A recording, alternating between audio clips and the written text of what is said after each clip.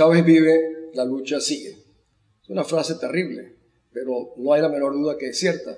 Chávez vive en la memoria de miles de muertos, en sangre, en lágrimas, en destrucción del país, colapso de nuestra economía, división de la familia, confrontación entre los venezolanos, desintegración de la nacionalidad, entrega de nuestra soberanía, entrega del país. Ese es el legado del señor Chávez.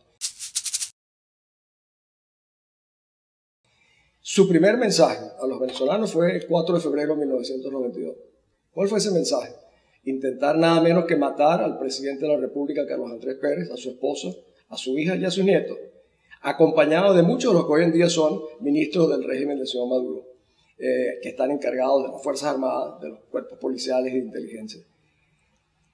Algunos dicen que la violencia ha existido, siempre ha existido en muchos lugares. Lo que no ha existido, sino aquí, es una política de Estado de la violencia. ¿Cómo es eso? Cuando se decide, se acuerda una política de perseguir a determinados sectores de la población. Por esas consideraciones, yo llevé a Chávez a La Haya.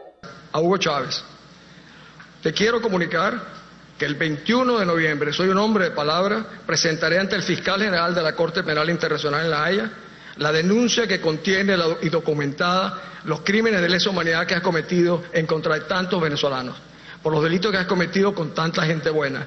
Justamente para acusarlo de crímenes de lesa humanidad, que efectivamente es lo que ha venido caracterizando los años que fueron de su mandato y que continúan.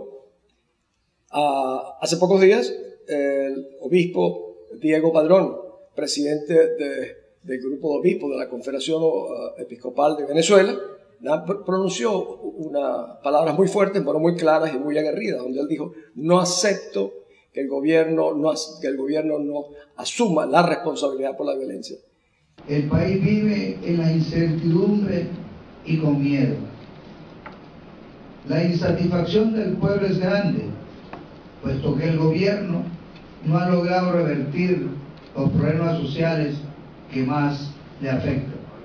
El gobierno inmediatamente dice, el régimen dice, no se puede politizar la violencia, evidentemente hablando del tema del asesinato terrible de Mónica Spear, su marido, y casi de su hija. Pocos días antes también, el del profesor Guido Méndez y su madre Clori del Instituto Pedagógico, con menos repercusión por no tener el nombre internacional de Mónica. Sin embargo, ¿qué hizo el gobierno? Trata de cooptar inmediatamente a la oposición, los lleva a Miraflores y le dice: asumamos juntos esta responsabilidad. ¿Cómo que esta responsabilidad? La responsabilidad fundamental de un gobierno o de un régimen es la seguridad del Estado y la seguridad de sus ciudadanos. Y eso, la oposición oficial jamás puede aceptar que tiene un rol en eso cuando está desarmada.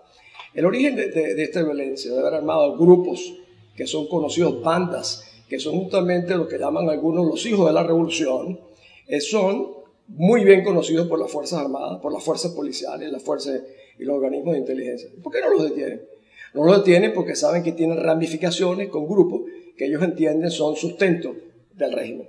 Esto es una situación de la más alta peligrosidad. Hay algunos que dicen, bueno, aquí tendremos que resignarnos, acostumbrarnos a esto será lento, vamos poco a poco, la salida electoral nos llevará al año 16 a las elecciones legislativas, en el año 19 ya hay algunos preparándose para ser candidatos a presidente, dando la impresión de que vivimos en la más absoluta normalidad. Yo no puedo dejar de declarar que cuando yo vi a alcaldes en una oportunidad, gobernadores que cantaban el himno nacional coreando a la voz de Hugo Chávez en Miraflores, realmente me produjo una profunda tristeza.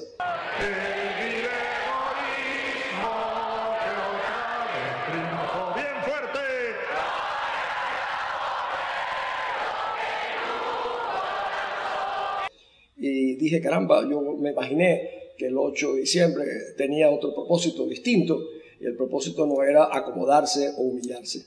Aquí yo veo, y voy a hacer una reflexión muy personal, varios caminos, para utilizar un término de mercadotecnia en el pasado. Uno es decir, bueno, esperaremos al año 14, al año 16, al año 19, al año 25, al año 30, y nos iremos acomodando, resignando. Esa es una solución. El mecanismo de defensa más importante que tiene un ser humano es la negación de la realidad. En eso hemos estado 15 años. Y en eso han contribuido la dirigencia oficial, de la oposición a que nos vayamos acomodando. Hemos pasado peligrosamente de la fase de la colaboración a la fase ahora de la cohabitación, porque no de otra manera puede entenderse estas visitas y estos acomodos de lo que se supone son diálogos. Algunos me dicen, la única manera de reunificarse es el diálogo, pero el diálogo no es que uno vaya a un sitio para que lo regañen. Yo en mi vida pública internacional me he sentado con gente de la misma calaña que estos, pero uno se sienta en base a normas, criterios, objetivos y planes. No se sienta para que el otro lo regañe a uno, se sienta para una discusión. Eso no ha acontecido en Venezuela, ni va a acontecer, porque el régimen le ha tomado la temperatura a la dirigencia oficial de la oposición y sabe que no los van a enfrentar. Y que por último drenarían, como dicen algunos, su indignación caceroleando o bailando salsa, a saber de qué otra manera. Es muy triste llegar a este tipo de conclusiones porque la cohabitación implica una corresponsabilidad de todos los que tengan cargos oficiales por la parte de la oposición.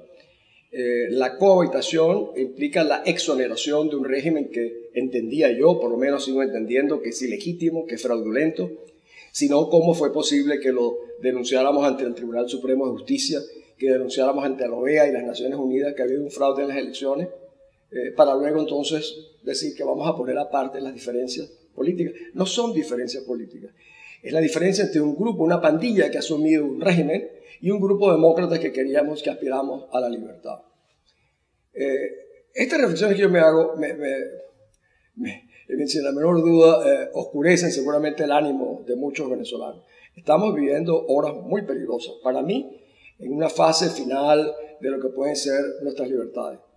Pero algunos piensan, como fue el caso de las primarias, que el que más comodidades ofreciera, el que menos incómodos ofreciera, el que más cosas agradables ofreciera, podría convencer a los venezolanos. Y que mientras menos realismo se impusiera en la discusión política, más cómodo sería el proceso. Las realidades son tercas y tienen una manera de imponerse al final. Y se están imponiendo. No vivimos en una democracia, no importa que nuestra dirigencia oficial se reúna en el Palacio de Miraflores con el jefe del Estado. Estamos bajo una dictadura y estamos bajo una dictadura que depende de un gobierno extranjero, en este caso de Cuba, que tutela nuestras Fuerzas Armadas, que maneja al jefe del Estado y que orienta y dirige la política venezolana.